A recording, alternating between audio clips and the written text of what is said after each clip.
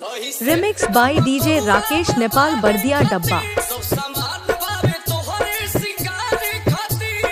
DJ Rakesh बाबू hijack.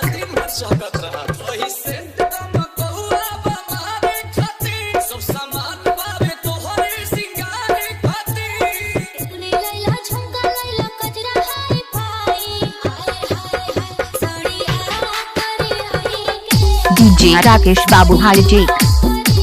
DJ Rakesh बाबू hijack.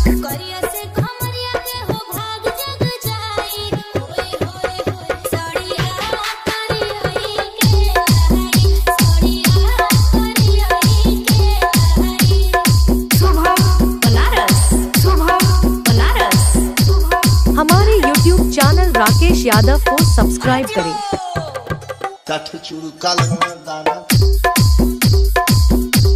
DJ Rakesh बाबू hijack.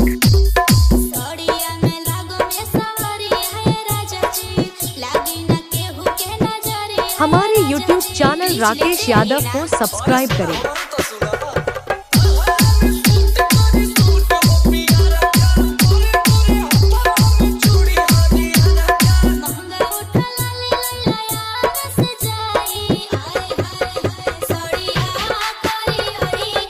Remix by DJ Rakesh.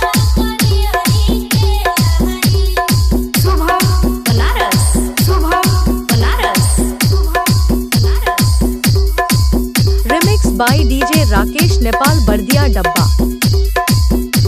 अगर डीजे सॉन्ग पसंद है तो हमारे YouTube चैनल को सब्सक्राइब करें राकेश यादव चार।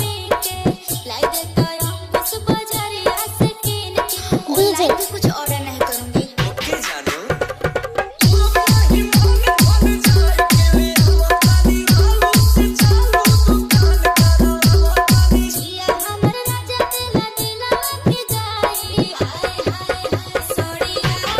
डीजे राकेश बाबू हाईजेक। अगर डीजे सॉन्ग पसंद है तो हमारे YouTube चैनल को सब्सक्राइब करें राकेश यादव